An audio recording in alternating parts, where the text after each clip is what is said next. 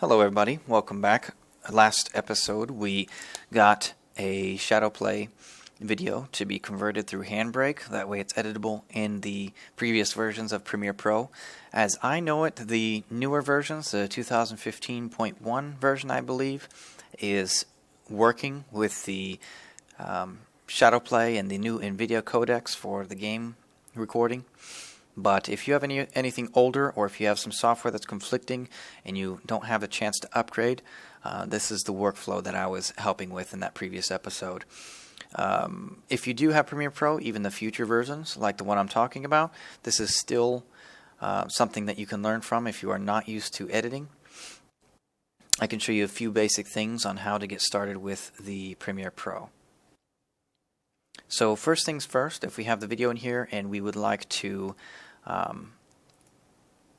get some parts trimmed up. This is not an actual video I'll be using. I'm just going to show you some of the basics for that. So I'm going to just turn off the audio so I don't have anything distracting me in the background. So for example, say you would like to cut out the waiting time at the beginning of your video. We can go ahead and go over here. We have a razor tool. This is how I go ahead and clip it and get it closer to the point of interest in the video, or wherever you want to start from. You can clip it like this and just go ahead and drag right on there and clip it. That way you can delete the extra. I'm clicking and dragging, by the way, or you can just click straight on it and I can delete the frame then, or the part of that sequence I want to get rid of.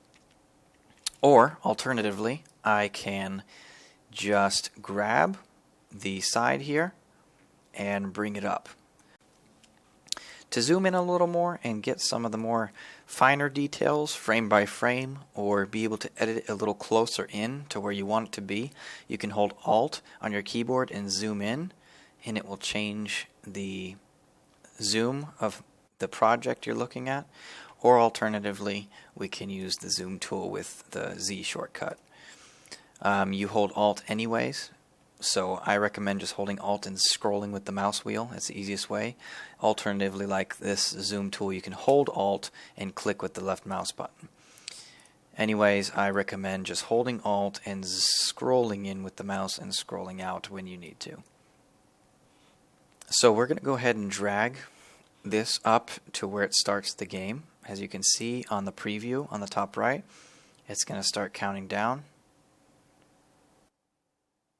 And we want it to start right when the game starts. Okay. Now, zooming out, I can see that we cut that whole piece out. Now what we can do is we can right click here to fill it in and bring it back to the beginning. Click Ripple Delete. Now get rid of any blank space in between our footage. Or alternatively, we can click on it and hold the left mouse button and drag it back over to the left side. I prefer to use the Ripple Delete, that way I don't overstep any frames. So I right click, Ripple Delete, brings it back to the beginning. So if we wanted to show some of the footage here, or whatever your project is, you can follow the same steps to get back to the action that you want.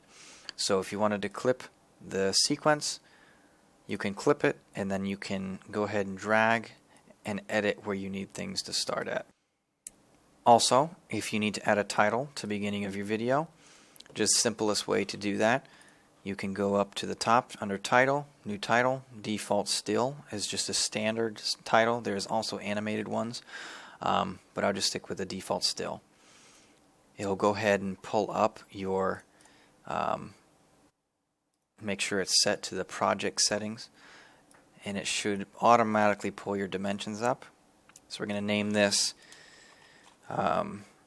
Overwatch gameplay, and then we're going to click and drag our text tool, and we can type in here Overwatch, typing too fast, Overwatch gameplay, and then we're going to go back up to the top left under selection tool. That way we can drag it over and put it right in the center of our video.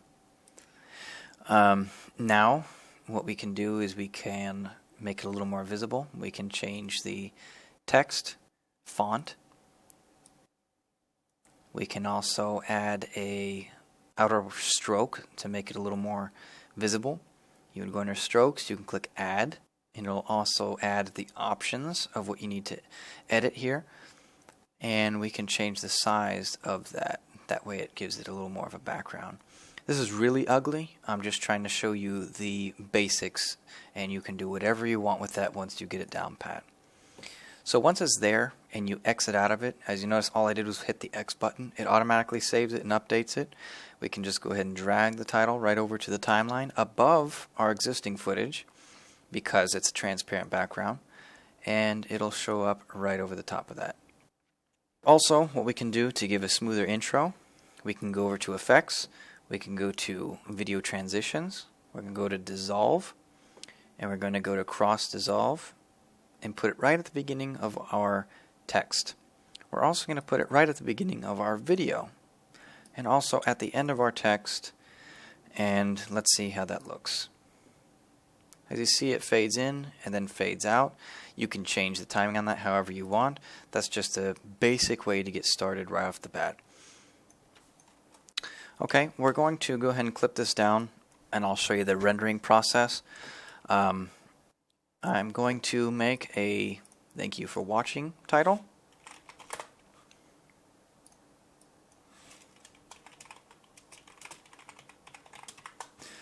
And I'm going to make sure that we have our exit text here. Thanks for watching.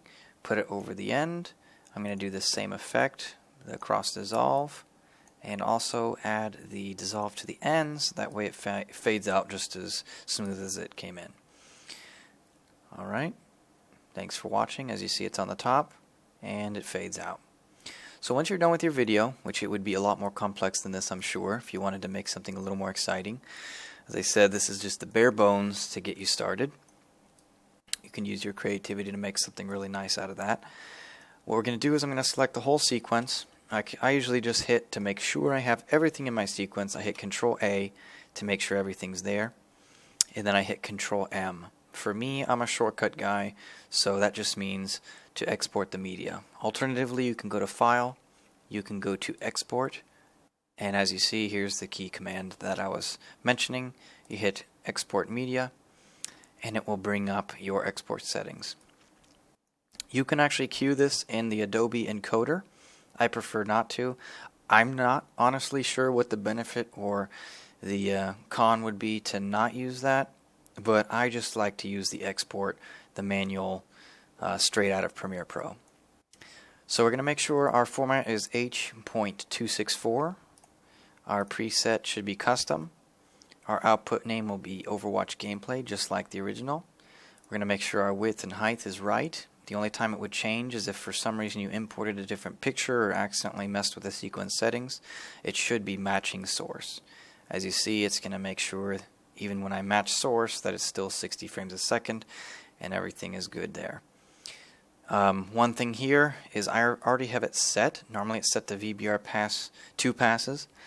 This is an option that's just going to really mess up the quality of your video. In my experience, it always messes up my quality because it starts getting blocky and reducing bit rates at the wrong times. So we're going to go ahead again with the CBR, the constant bit rate. And for YouTube, it recommends 20, I believe, for HD video. I could be wrong about that, but I believe I saw that somewhere. I use 50. It makes a much larger file, but it also ensures that I'm going to have a much higher quality result. Once I'm done with that, I'm going to make sure it's on maximum render quality, and I'm going to go ahead and hit export.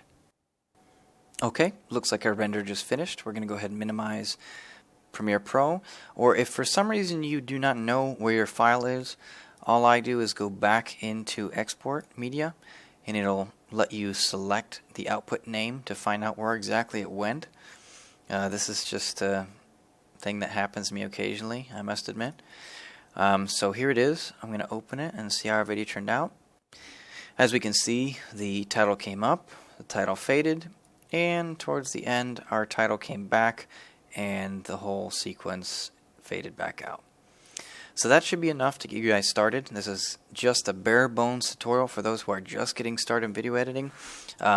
Just getting it straight from your recorder to the final product and how to mess with it in between. So if you have any questions or comments, go ahead and let me know. I'll be more than happy to respond to any questions or any concerns or any feedback you have in general.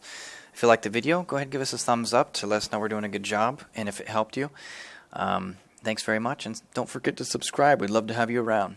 Have a good one. Bye-bye.